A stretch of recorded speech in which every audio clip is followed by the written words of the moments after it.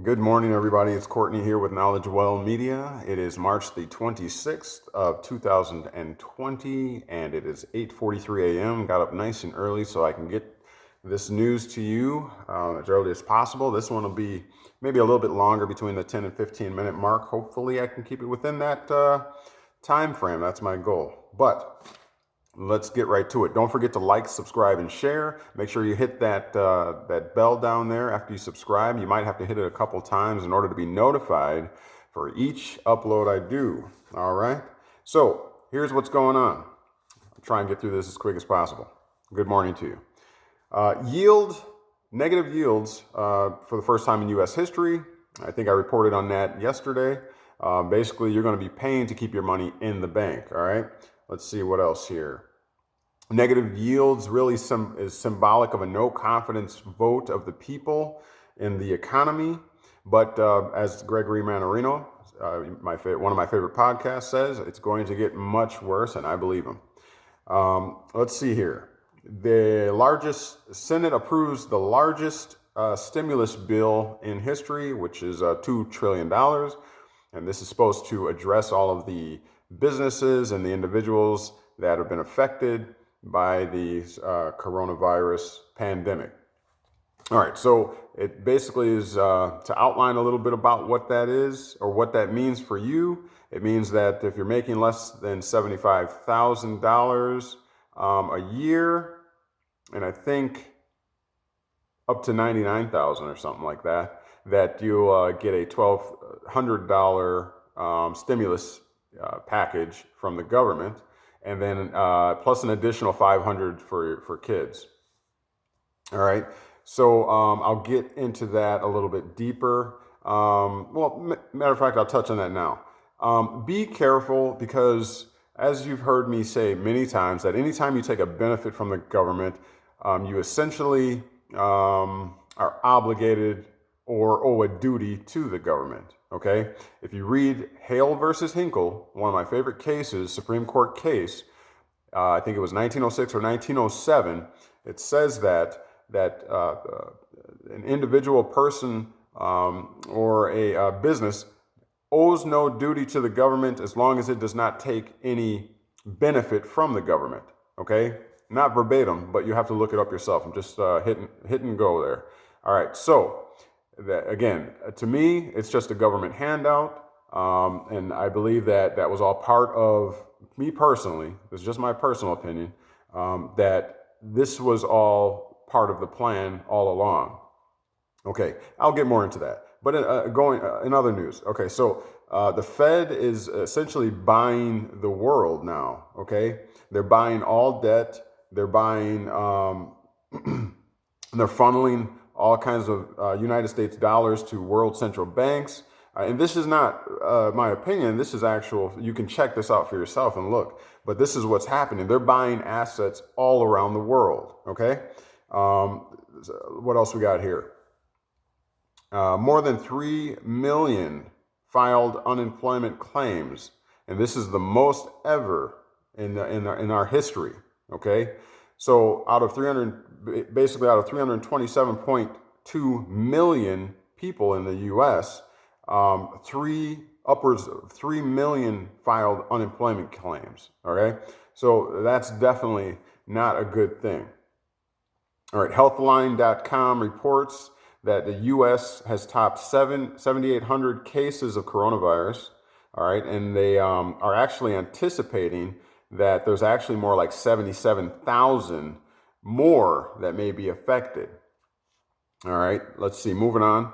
UPI.com now reporting that man in China, listen to this, dies from hantavirus. Okay, he's a migrant worker in China. All right, and just so you know, they're saying that there is no approved cure or vaccine in the United States for the hantavirus, and then that it spreads through rodents. So not only, are we hearing that the coronavirus was caused out of China, now they're saying that this individual died from this hantavirus. So what's really going on, people? I'll give more of my personal analysis towards the end of this. All right, so we're at the 5-minute mark. I'm trying to keep it within my time frame.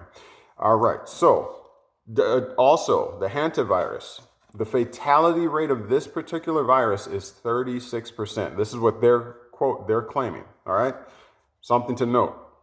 I think we're going to be probably hearing something about this as well. Something's going on, guys. All right, The Guardian. The Guardian is reporting that men are more likely to contract and to die from the coronavirus. All right. One China analysis claims 2.8% in men die compared with 1.7% in women. All right. And these statistics are mirrored, it says, in France, Germany, Iran, Italy, South Korea, and Spain. All right. Fox 6 News is reporting that West Dallas woman dies. She's the 5th in Milwaukee to die of the coronavirus. All right. Yes, she had pre-existing conditions. 638 positive cases in Wisconsin. All right, with 8 deaths in Wisconsin, and then over 343 of those positive cases are in Milwaukee County alone. Okay, so over half of those cases are in the county of Milwaukee. All right, so all MPS schools are going to be closed until further notice. So extending past that deadline, that previous deadline of, I think it was April something. So in Milwaukee public schools are just going to be closed. So we'll have to hang on to the kiddos, which probably better anyways. Probably safer at home. But in other news, law enforcement saying there are consequences. There will be consequences for refusing to comply in Wisconsin safer at home order. Okay. And they are going to be relying on the community itself to be snitches or to inform on other community members that choose to gather in large groups, and even to report if bars or restaurants are serving. Yeah, okay, and let's see what else I got here. Hearing reports of a facility, of 5 long-term facilities, I'm reading from my computer over here, in Ozaukee County, Washington, have COVID-19 outbreaks. All right, and 6 more are suspected. So now the long-term facilities, elder care, and the like are being scrutinized for coronavirus spread.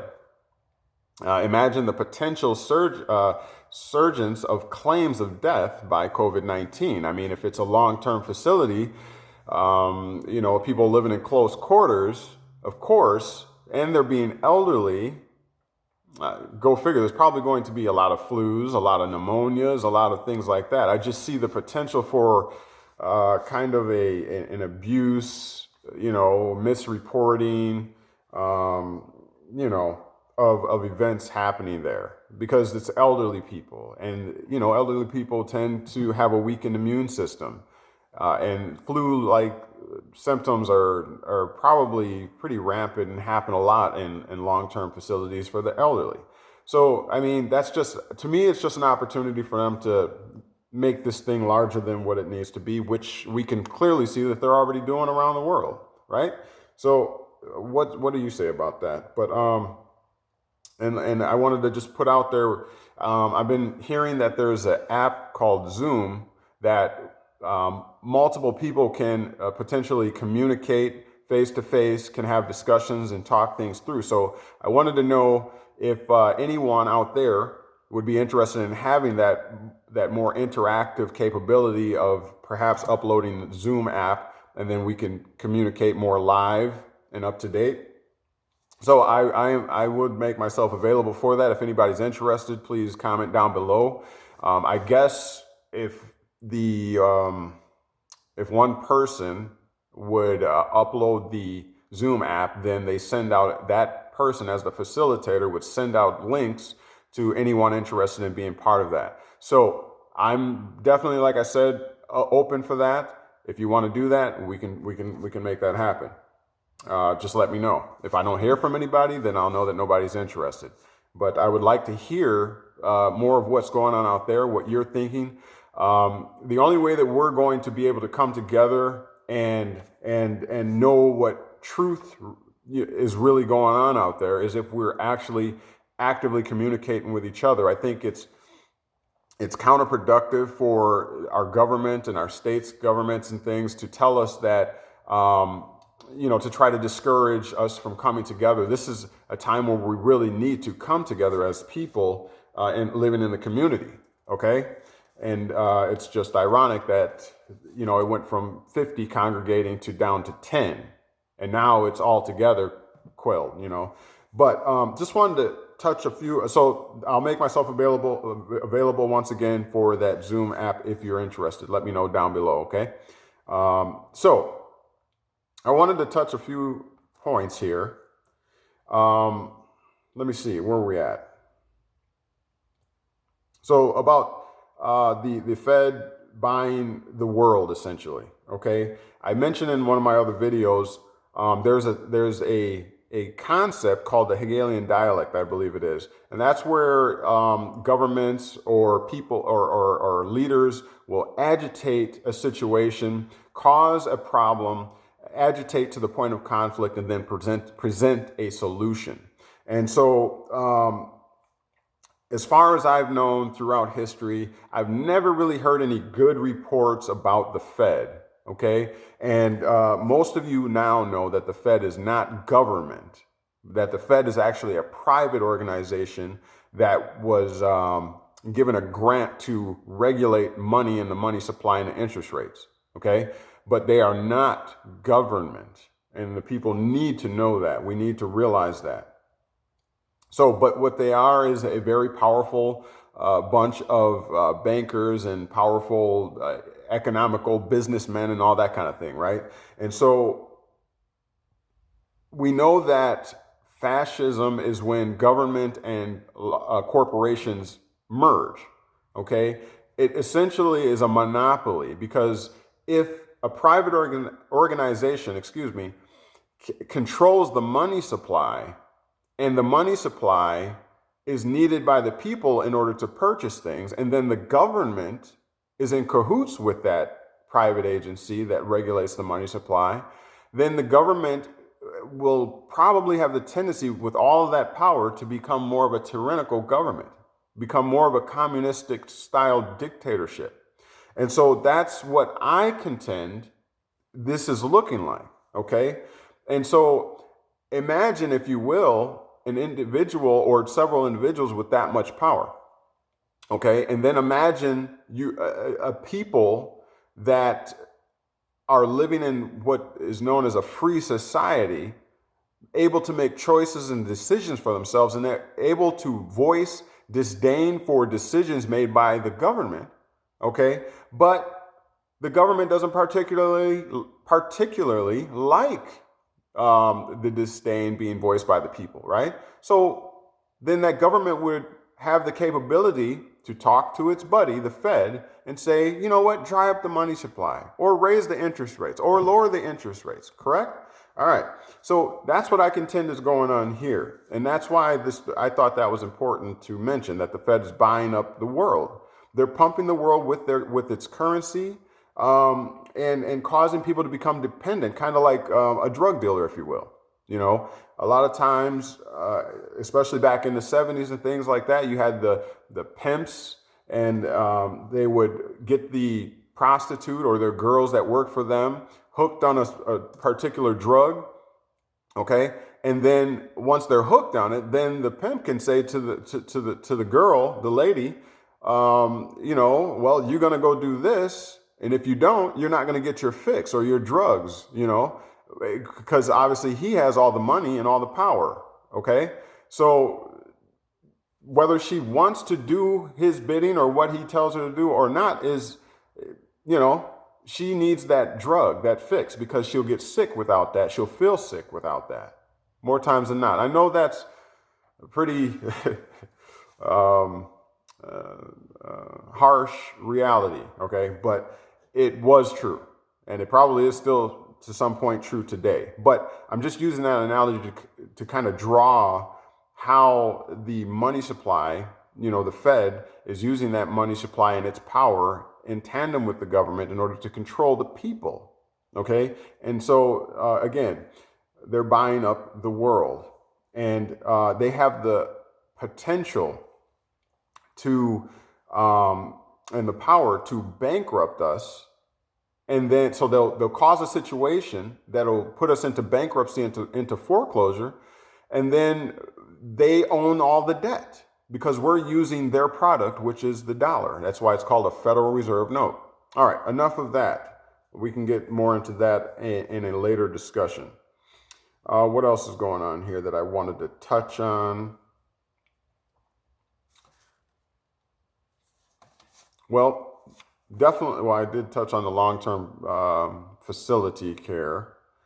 Fox 6 News this morning. I could not find it again, but I did sit down and listen where they were actually talking about, and we're at 16 minutes, so I'm going to wind it up here. They were talking about the disparity of affected men, especially in Milwaukee.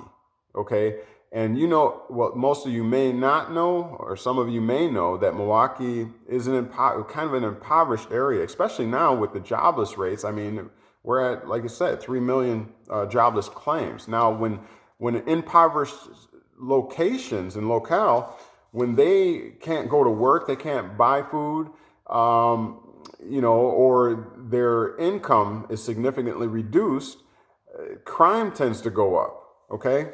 And there is also a great disparity in the amount of males being imprisoned, being involved in criminal activity and things like that. So I see the emergence of a serious issue, serious problem, and that's most likely why they are rolling out those National Guard, especially in the inner city. I mean, if you don't recall, the riots that took place not too long ago on the heels of the Black Lives Matter movement in Milwaukee.